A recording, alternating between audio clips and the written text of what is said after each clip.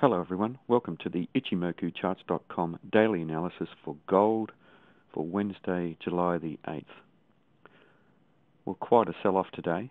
A very, very large-bodied red candle, which means that there was a very, very solid net gain by the bears for the day. The bears are in the ascendancy, most certainly, and they're showing very strong commitment to pushing this trend down. Now, looking at the trend, we have a continuation of the first time frame downtrend that we noted from 2 days previous. We had a lower high and a lower low, and today continued with a lower high and a lower low. So a continuation of the downtrend. Now, very, very important is the fact that we've now broken to the downside of the cloud. A breakout to the downside of the cloud means that the market now has a negative bias. The market is now bearish. Now, with Ichimoku charts, some traders will only take short trades if the market's bearish.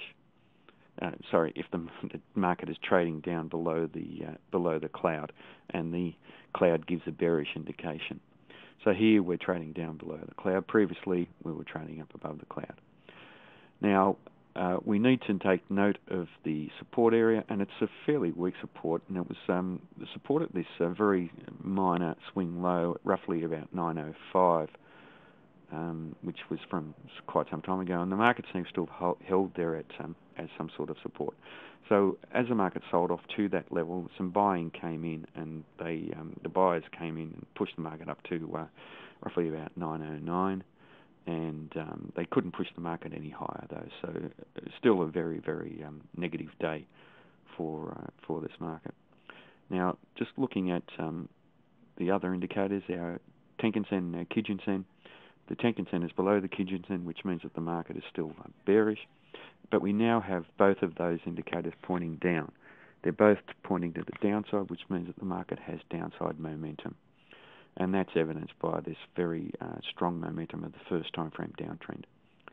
Now, when the market has very strong momentum, we tend to eventually see a retracement. What we need to look for, though, is some sort of an indecisive candle appearing here, and then we may get some sort of a retracement. It could be a little bit too early for that, though.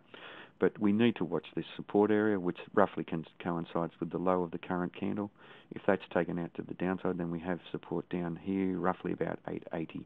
So that's the next support level that we need to watch.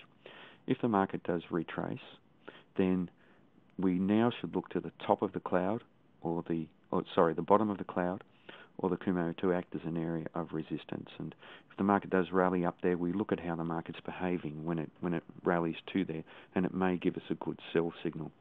Now, the other thing to watch is that when the market is in the vicinity of a cloud that goes flat, any flat part of the cloud, then that tends to be an attractor of price action. So it wouldn't surprise that this market does retrace back up to the bottom of the cloud within the next 1 or 2 days. There's a very strong chance of that. Also, we need to watch the Tenkan-sen. When the Tenkan-sen is trending down very strongly, the Tenkan-sen can act as an area of support or resistance. So we need to watch that area if the market does rally up to the Tenkan-sen and look for another sell-off from down below there. So very important, the low of the current candle and the support area.